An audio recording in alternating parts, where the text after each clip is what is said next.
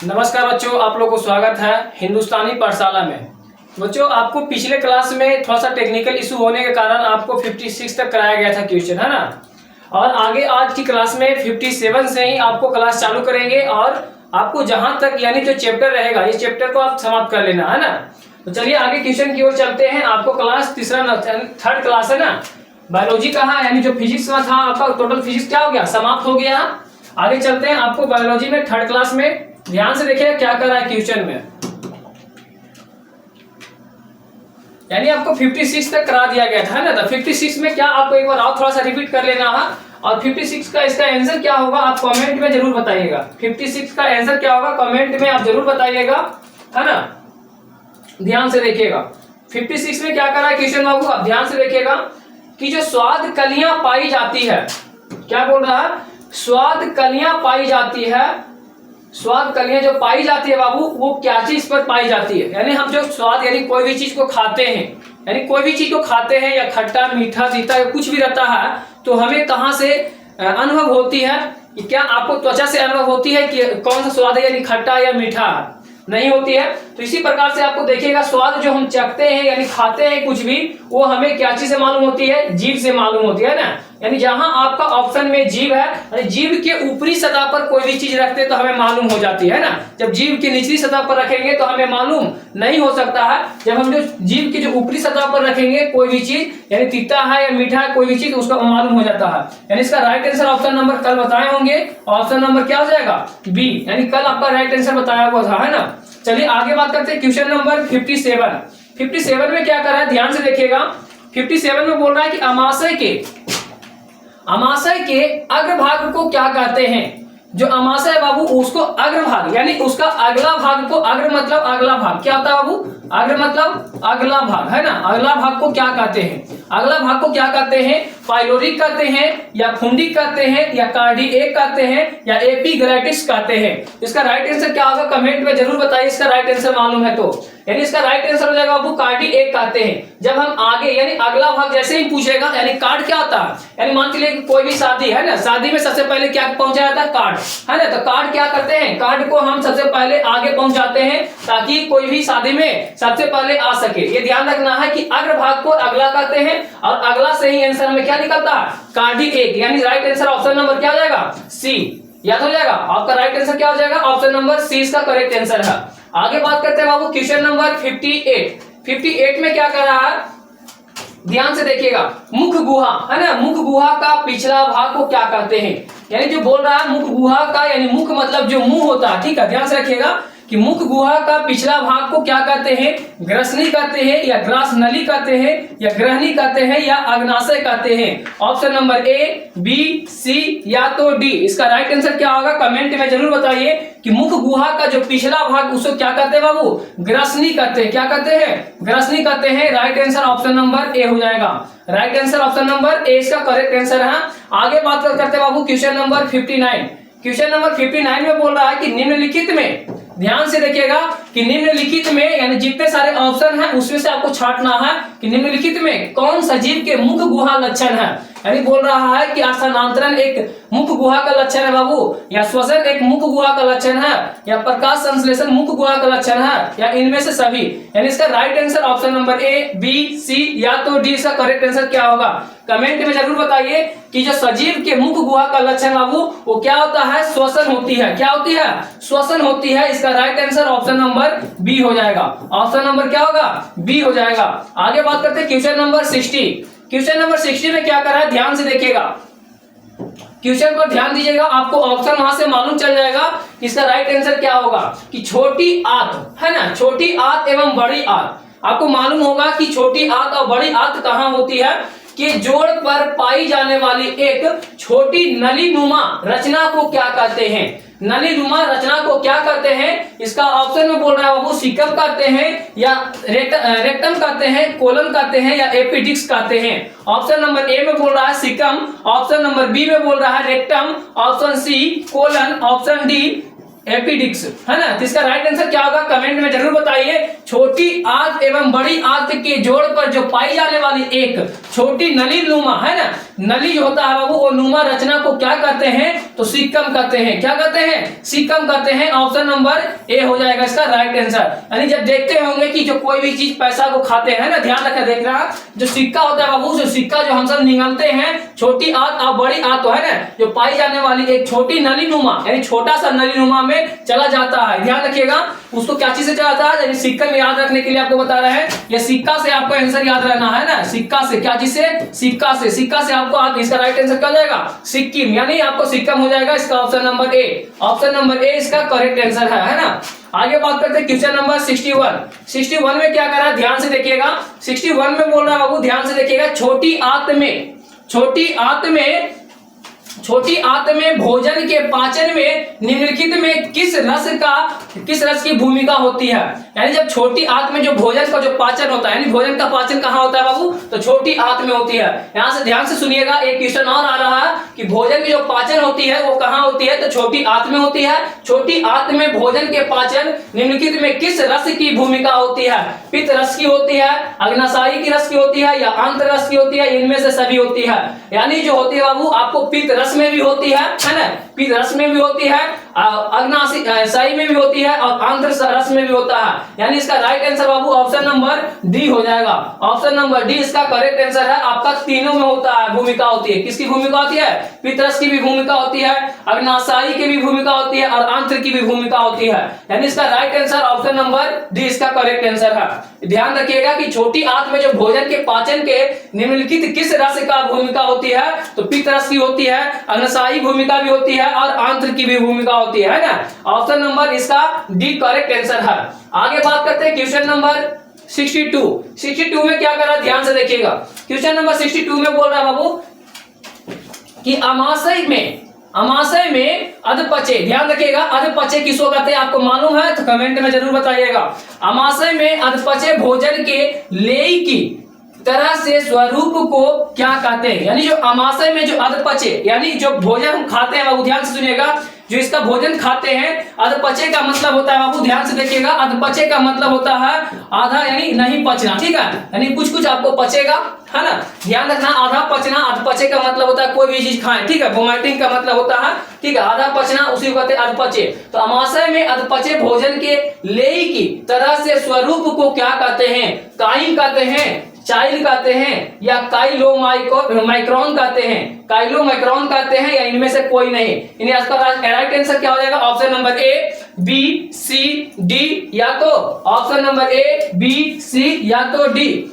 इसका right answer क्या होगा कमेंट में जरूर बताइए कि अमाशय में जो अधपचे भोजन होते हैं वो लेई की तरह के स्वरूप को क्या कहते हैं, लेई के रूप को क्या कहते हैं, चाइल्ड कहते हैं। क्या कहते हैं बाबू, चाइल्ड, क्या कहते हैं, चाइल्ड कहते हैं। यानी ऑप्शन नंबर बी इसका करेक्ट आंसर है। ऑप्शन नंबर बी इसका करेक्ट आंसर है। आगे बात करते हैं बाबू क्वेश्चन नंबर 63 में क्या करा, ध्यान से सुनिएगा कि निम्नलिखित में कौन एमिनो अम्ल के विखंडन से बनता है। ये आपका वीवीआई क्वेश्चन है बाबू कि क्या कर रहा है, ध्यान से सुनिएगा कि निम्नलिखित में कौन एमिनो अम्ल के विखंडन से बनता है। तो कार्बन डाइऑक्साइड यानी CO2, कार्बन डाइऑक्साइड यानी CO2, कार्बन मोनोऑक्साइड या अमोनिया, या बी और सी दोनों बनता है। यानी बी और सी दोनों बनता है, या सिर्फ बी बनता है, या तो सी बनता है, या तो डी। यानी आपका राइट आंसर क्या होगा कमेंट में जरूर बताइए कि निम्नलिखित में जो एमिनो अम्ल का विखंडन का मतलब होता है टूटना। क्या होता है, टूटना। ध्यान रखिएगा कि विखंडन का मतलब क्या होता है, टूटना होता है। यानी टूटना से बनता है बाबू अमोनिया से। क्या चीज से बनता है, तो अमोनिया से बनता है। इसका right answer option number C हो जाएगा। ऑप्शन नंबर सी हो जाएगा। आगे बात करते हैं बाबू क्वेश्चन नंबर 64। क्वेश्चन नंबर 64 में क्या कर रहा है, ध्यान से सुनिएगा। 64 में कर रहा है स्वपोषी पोषण के लिए आवश्यक है। यानी स्वपोषण है बाबू, स्वपोषी पोषण के लिए क्या आवश्यक है, क्लोरोफिल आवश्यक है, सूर्य का प्रकाश है, या जल, कार्बन डाइऑक्साइड यानी H2O या CO2, यानी ये दोनों आवश्यकता होगी या इनमें से सभी होगी। इसका राइट आंसर क्या होगा कमेंट में जरूर बताइए। जो स्वपोषी भोजन है यानी स्वपोषी पोषक है वो पोषी के लिए क्या चीज आवश्यक होगा, तो हमें क्लोरोफिल भी चाहिए स्वपोषी के लिए, है ना। स्वपोषी के लिए आपको क्लोरोफिल भी चाहिए और सूर्य की प्रकाश भी चाहिए, H2O और CO2 दोनों चाहिए, है ना। इसका right answer option number D हो जाएगा, ऑप्शन नंबर डी हो जाएगा। इनमें से सभी होगा, क्या होगा बाबू, इनमें से सभी होगा, ऑप्शन नंबर डी। यानी जब स्वपोषी पोषण के लिए क्या क्या आवश्यकता होती है, तो क्लोरोफिल भी होती है, सूर्य की प्रकाश भी होती है, जल भी होती है और यहाँ तक कि आपका CO2 भी होता है। यानी इसका right answer option number D में दिया हुआ है, इनमें से सभी, इनमें से सभी, ऑप्शन नंबर डी मारेंगे। Correct answer option number D हो जाएगा। आगे बात करते हैं क्वेश्चन नंबर 65। क्वेश्चन नंबर 65 में क्या करा, ध्यान से देखिएगा। चाइल्ड का अवशोषण होता है ना। चाइल्ड का, अभी चाइल्ड का जो एक आंसर आया था, चाइल्ड का अवशोषण होता है, तो ध्यान से रखिएगा कि इलियम में होता है या जेजुनम में होता है या कोलन में होता है या रेक्टम में होता है। तो चाइल्ड का जो अवशोषण होता है बाबू वो इलियम में होता है। किस में होता है, इलियम में होता है। ऑप्शन नंबर ए इसका करेक्ट आंसर है, ऑप्शन नंबर ए इसका करेक्ट आंसर है, इलियम में होता है। क्या चीज में होता है, तो इलियम में होता है। ध्यान से रखिएगा चाइल्ड, चाइल्ड, ठीक है, चाइल्ड मतलब चाइना, ये ध्यान रखिएगा। ये आपको नाम भी याद नहीं होगा कि चाइल्ड किसको कहते हैं। चाइल्ड मतलब एक चाइल्ड होता है जो बच्चा होता है ना, चाइल्ड मतलब बच्चा होता है। तो ये ध्यान रखिएगा कि ल से छूटता है तो ल से आंसर भी आता है ना, चाइल्ड यानी इल, है ना, इल से इलियम और चाइल्ड। ध्यान रखिएगा कि चाइल्ड, ध्यान से देखिए कैसे याद करना है। चाइल्ड है बाबू, लास्ट में आपका जो दो अक्षर है इल है और इल से इलियम भी, इसका आंसर मालूम है ना। यानी आपका ऑप्शन नंबर ए इसका करेक्ट आंसर है। आगे बात करते हैं 66 में क्या कह रहा है, मनुष्य के, ध्यान से देखिएगा कि मनुष्य के आहार नाल की कौन सी रचना अवशेषी अंग है, अवशोषी अंग है ना, अवशोषी अंग है। ये ध्यान देखिएगा, यहाँ छूटा हुआ है कि जो मनुष्य के आहार नाल की कौन सी रचना अवशोषी अंग है, सिक्किम है, सिकम है या एपिडिक्स है। ऑप्शन नंबर 20 दूसरा में बोल रहा है एपिडिक्स, ऑप्शन तीसरा में है जेजुनम है, ऑप्शन डी है जो कोलन है। इसका राइट आंसर क्या होगा कमेंट में जरूर बताइए कि जो मनुष्य है बाबू वो मनुष्य के आहार नाल की कौन सी रचना के अवशोषी अंग है, तो आपका एपिडिक्स होगा। क्या होगा बाबू, इसका right answer option number B हो जाएगा, ऑप्शन नंबर बी होगा, करेक्ट आंसर है एपिडिक्स, एपिडिक्स। आगे बात करते हैं क्वेश्चन नंबर 67 में क्या कर रहा है कि दांत है, ठीक है, दांत लिखा हुआ है, ध्यान से देखिएगा। इसको दांत कहते हैं, दांत को हम क्या कर सकते हैं, दांत, दांत अस्तित्व है कारण है, दांत अस्तित्व है कारण है मीठी चीज का खाना। यानी जो हमारे दांत होते हैं बाबू वो दांत होते हैं, दांत से हमें क्या क्या करना चाहिए आपको मालूम होगा, है ना। दांत से हमें मीठी चीज भी खा सकते हैं, खट्टा भी खा सकते हैं, तीता भी खा सकते हैं। तो जो मीठी चीज का खाना होता है बैक्टीरिया द्वारा अम्ल का निर्माण भी करना होता है। यानी जिसका जो दांत होता है, ध्यान से देखिएगा, इस प्रकार से दांत होता है ना, इस प्रकार से जो दांत होता है बाबू, तो बैक्टीरिया कहां से निर्माण होता है, जब हम कोई भी चीज को खाते हैं, खाने के बाद हम जब कोई भी चीज को पानी नहीं पीते खाने के बाद, तो जो दांत में कुछ भी जमा रह जाता है वो सड़ जाता है, वो बैक्टीरिया का निर्माण होता है। क्या होता है, बैक्टीरिया का निर्माण होता है। तो वही बोल रहा है बैक्टीरिया द्वारा अम्ल का निर्माण करना और दांतों की सफाई ना करना। यानी जो कोई भी चीज खाते हैं तो दांत को सफाई भी नहीं कर पाते होंगे, है ना। तो इसीलिए आपको बोल रहा है कि दांत का जो अस्तित्व कारण है वो आपको मीठी भी चीज खा सकते हैं, बैक्टीरिया का भी द्वारा निर्माण हो सकता है और दांतों की सफाई भी नहीं करते होंगे। यानी इसका right answer option number D है। अस्तित्व क्या था, यानी इसका कारण क्या पूछ रहा है, ठीक है। यानी मीठी भी चीज खा सकते हैं, बैक्टीरिया द्वारा अम्ल का निर्माण भी होता है, दांतों को सफाई ना भी करते हैं। यानी इसका right answer option number D हो जाएगा, ऑप्शन नंबर डी हो जाएगा बाबू इसका करेक्ट आंसर। आगे बात करते हैं यानी 67 का आपका right answer option number D. आगे बात करते हैं क्वेश्चन नंबर 68 में क्या करा, ध्यान से देखिएगा। 68 में बोल रहा है कि डेंटाइन, देखिएगा डेंटा इन के ऊपर दांतों की सुरक्षा हेतु पाई जाने वाली कठोर परत को क्या कहते हैं।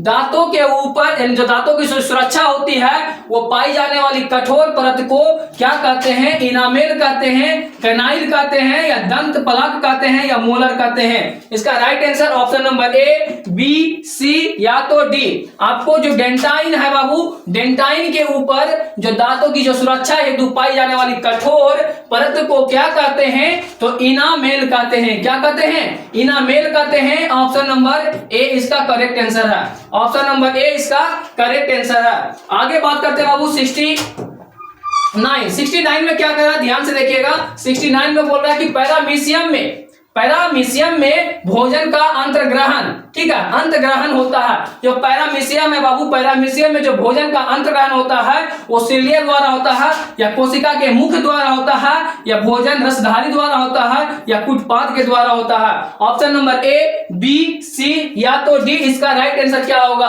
राइट आंसर क्या होगा बाबू? ध्यान से इसका राइट आंसर बताइए। आपको जो पैरामीशियम में भोजन का अंतर्ग्रहण होता है वो कोशिका के मुख द्वारा होता है। किसके द्वारा होता है? कोशिका के मुख द्वारा होता है। ऑप्शन नंबर बी इसका करेक्ट आंसर है।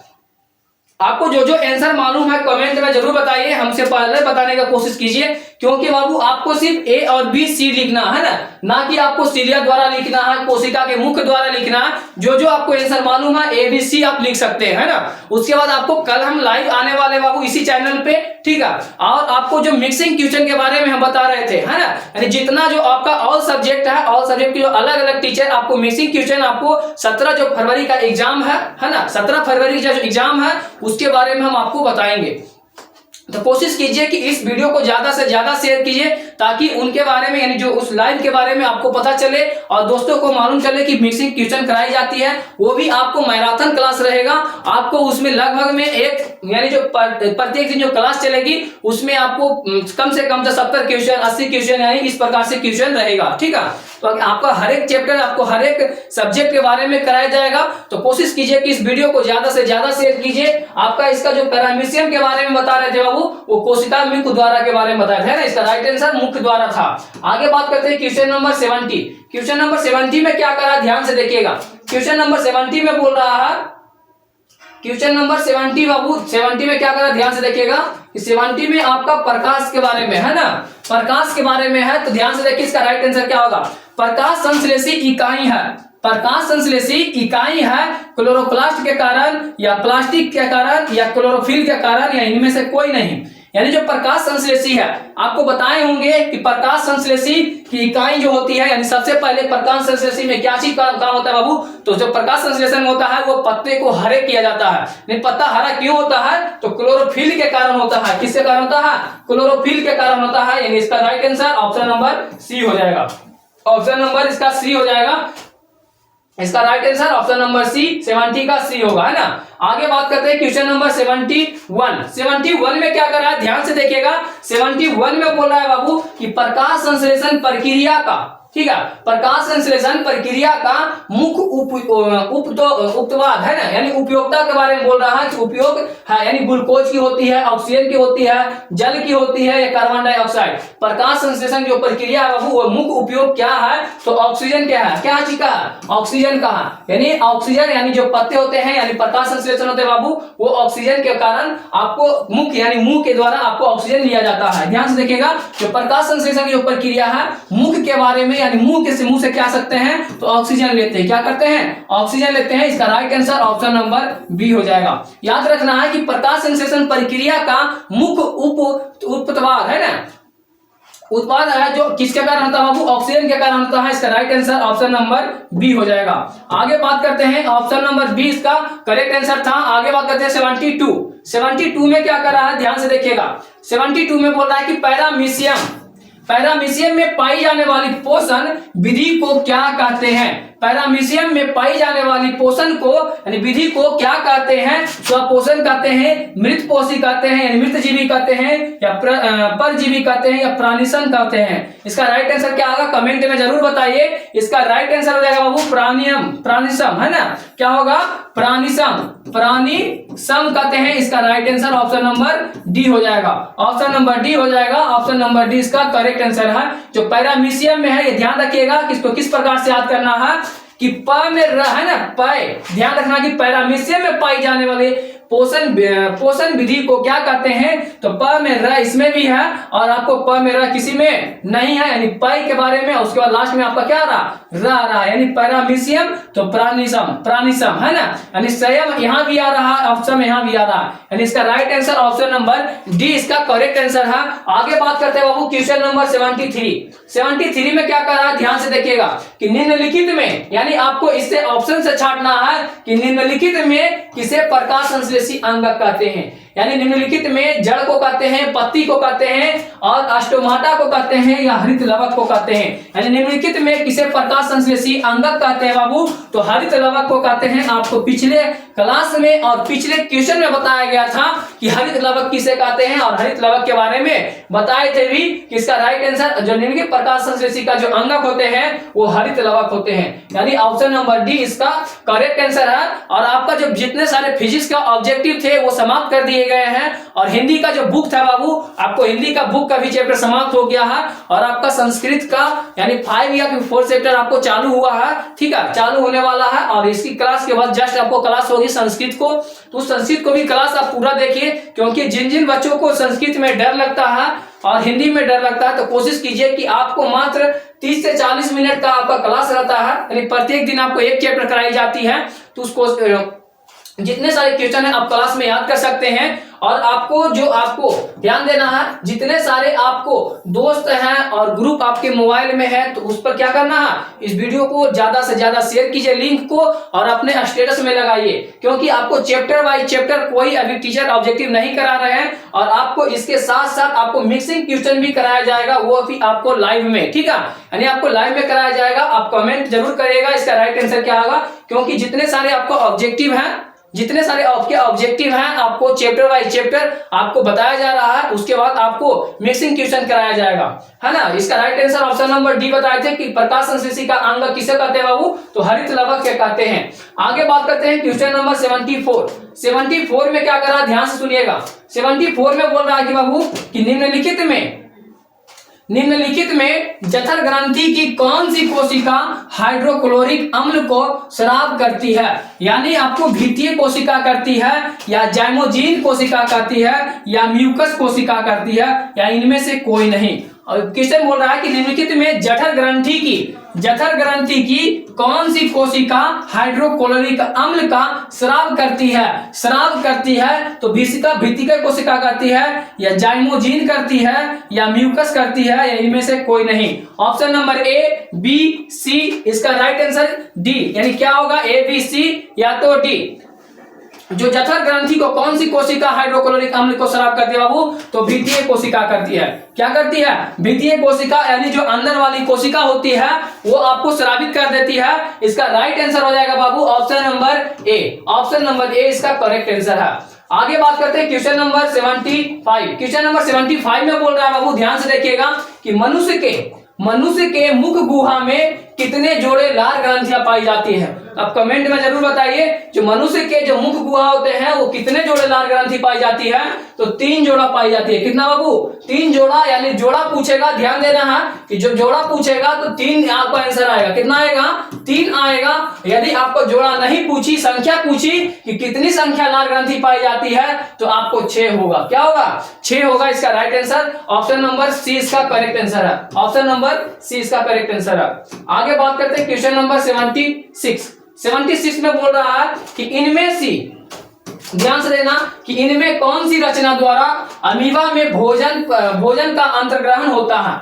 यानी बोल रहा है कि कौन सी रचना द्वारा, यानी आपको ये रचना दिया हुआ है, अमीबा में जो भोजन का अंतर्ग्रहण होता है वो उत्पाद के द्वारा होता है, सीलियम के द्वारा होता है या भोजन रसधानी के द्वारा होता है या पिनासाइट के द्वारा होता है? तो इसका राइट आंसर क्या होगा, कमेंट में जरूर बताइए। आपका इसका राइट आंसर हो जाएगा बाबू कुटपाद। किसके द्वारा होता है? तो कुटपाद के द्वारा होता है। आपका राइट आंसर ऑप्शन नंबर ए हो जाएगा। इसका राइट आंसर ऑप्शन नंबर ए हो जाएगा। आगे बात करते हैं बाबू क्वेश्चन नंबर 77 में क्या कर रहा है, ध्यान से देखिएगा।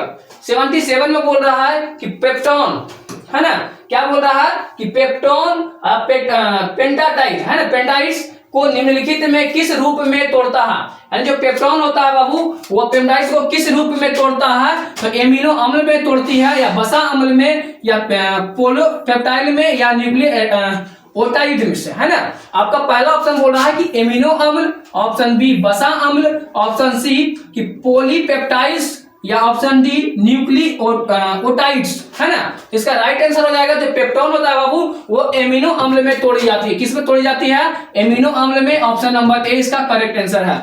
एमिनो अम्ल में तोड़ी जाती है। किस रूप में तोड़ता है? तो एमिनो अम्ल के रूप में तोड़ा जाता है। आगे बात करते हैं क्वेश्चन नंबर 78। 78 में क्वेश्चन क्या कर रहा है, ध्यान से देखिएगा। 78 में बाबू ध्यान से देखिएगा, 78 में बोल रहा है कि कोशिका के किस भाग में सजीवों के सारे गुण विद्यमान को क्या रहते हैं ना, किस में रहते हैं, यानी बोल रहा है कि कोशिका के किस भाग में सजीवों के सारे गुण विद्यमान रहते हैं, किस भाग में, यानी कोशिका के जो विद्यमान रहते हैं बाबू वो कोशिका झिल्ली में रहते हैं, किस में रहते हैं, कोशिका झिल्ली में या कोशिका भित्ति में या जीव द्रव में या इनमें से कोई नहीं। यानी इसका राइट आंसर क्या होगा, option number A, B, C या तो डी। आपको जो बाबू इसका राइट आंसर हो जाएगा कि कोशिका के किस भाग में सजीवों के सारे गुण विद्यमान रहते हैं, तो आपका जीव द्रव में रहते हैं। कहां रहते हैं, जीव द्रव में रहते हैं। ऑप्शन नंबर सी इसका करेक्ट आंसर है, ऑप्शन नंबर सी इसका करेक्ट आंसर है। आगे बात करते हैं बाबू क्वेश्चन नंबर 79 में बोल रहा है कि निम्नलिखित में किस छिद्र द्वारा ग्रसनी ग्रास नली से जुड़ी होती है, यानी बोल रहा है जो छिद्र है बाबू, छिद्र द्वारा किसके द्वारा, यानी किस छिद्र के द्वारा ग्रासनी से जुड़ी रहती है ग्रास नली, तो आपको निगल द्वार से जुड़ी रहती है। किससे जुड़ी रहती है, निगल द्वार से, यानी जो हम निगलते हैं, कोई भी चीज खाना खाते हैं जो निगलते हैं उससे जुड़ी रहती है, ये ध्यान रखिएगा। जो छिद्र है बाबू, छिद्र द्वारा ग्रासनी है जो ग्रास नली से जुड़ी रहती है, तो निगल द्वारा जुड़ी रहती है। ऑप्शन नंबर ए इसका करेक्ट आंसर है। आगे बात करते हैं क्वेश्चन नंबर 80। क्वेश्चन नंबर 80 में क्या कर रहा है, ध्यान से देखिएगा कि अमीबा का मुख्य भोजन क्या है, अमीबा का मुख्य भोजन क्या है, अमीबा का मुख्य भोजन क्या है, शैवाल से टुकड़े होना या डाइटम एवं एक कोशिकीय जीव या बैक्टीरिया या इनमें से कोई सभी। Option number A, B, C या तो डी। इसका बोल रहा है बाबू जो अमीबा का जो मुख होता है, अमीबा किसी प्रकार से बन सकता है ना, अमीबा का डायग्राम आप देखे होंगे कि जो अमीबा का मुख्य भोजन होता है वो शैवाल के टुकड़े से भी हो सकता है या डाइटम एवं एक कोशिकीय जीव से भी होता है, बैक्टीरिया से भी हो सकता है, यानी इसका right answer option number D हो जाएगा, यानी इनमें से सभी हो जाएगा। इसका right answer option number D होगा। आगे बात करते हैं क्वेश्चन नंबर 81। क्वेश्चन नंबर 81 में क्या कर रहा है कि ग्रहणी भाग है, यानी ग्रहणी किसका भाग है, ग्रहणी किसका भाग है, इसका राइट आंसर बताइएगा कि ग्रहणी किसका भाग है, तो मुख गुहा का, आमाशय का, छोटी आंत का या बड़ी आंत का। तो जो बाबू ग्रहणी है वो छोटी आंत का भाग है, किसकी भाग है, छोटी आंत की भाग है, यानी इसका right answer option number C हो जाएगा, ऑप्शन नंबर सी इसका करेक्ट आंसर है। आगे बात करते हैं क्वेश्चन नंबर 82 में क्या करना, ध्यान से देखिएगा कि वह विधि जिसमें जीव पोषक तत्वों को ग्रहण कर उनका उपयोग अपने वृद्धि एवं जनन के लिए करते हैं, उन्हें क्या कहते हैं, उन्हें क्या कहते हैं, अंतर्ग्रहण कहते हैं या परपोषण कहते हैं या पोषण कहते हैं या स्वपोषण कहते हैं। इसका राइट आंसर क्या होगा कमेंट में जरूर बताइए। आपका right answer option number C हो जाएगा, यानी पोषण कहते हैं। क्या कहते हैं बाबू, पोषण कहते हैं। वह विधि जिसमें जीव पोषक तत्वों को ग्रहण कर उनका उपयोग अपने वृद्धि एवं जनन के लिए, यानी जितने भी वृद्धि, यानी वृद्धि मतलब क्या था, बढ़ना, यानी वृद्धि एवं जनन के लिए करते हैं, उन्हें क्या कहते हैं, तो पोषण कहते हैं। क्या कहते हैं बाबू, पोषण कहते हैं, यानी इसका right answer option number C हो जाएगा, ऑप्शन नंबर सी हो जाएगा। आगे बात करते हैं बाबू क्वेश्चन नंबर 83। क्वेश्चन नंबर 83 यानी आपका यहीं तक क्लास बाबू 82 तक ही क्वेश्चन था, ठीक है। तो आज कोशिश किए बाबू इसको पूरा समाप्त कर दिए हैं, ठीक है। बायोलॉजी का जो पहला चैप्टर था वो पूर्ण रूप से समाप्त हो चुकी है और कोशिश करेंगे कल से या नए चैप्टर चालू करेंगे बायोलॉजी का सेकेंड चैप्टर। और कोशिश कीजिए कि इस वीडियो को ज्यादा से ज्यादा शेयर कीजिए और अपने ग्रुप में, अपने स्टेटस में जरूर लगाइए, है ना। इस लिंक को ज्यादा से ज्यादा स्टेटस में लगाइए। और आज की क्लास आपको इतना ही तक, आपको 1 से लेकर क्वेश्चन नंबर, आपको 1 से लेकर, ध्यान से देखिएगा, क्वेश्चन नंबर 1 से लेकर 82 तक कराया गया। यानी एक चैप्टर में 82 क्वेश्चन बहुत है ना, इतना से ज्यादा क्वेश्चन कोई पूछ नहीं सकता। क्लास 10 का है तो 17 फरवरी से जो एग्जाम है बाबू वो आपको इससे ज्यादा पूछ नहीं सकता है, ये ध्यान रखिएगा। और लास्ट में आपको मिक्सिंग क्वेश्चन जरूर कराएंगे, है ना, मिक्सिंग क्वेश्चन जरूर कराएंगे, ये ध्यान देखिएगा। और इस वीडियो को ज्यादा से ज्यादा शेयर कीजिए। आज की क्लास हम इतना ही तक रखते हैं, उसके बाद फिर मिलेंगे बाबू नेक्स्ट क्लास में। जय हिंद, जय भारत।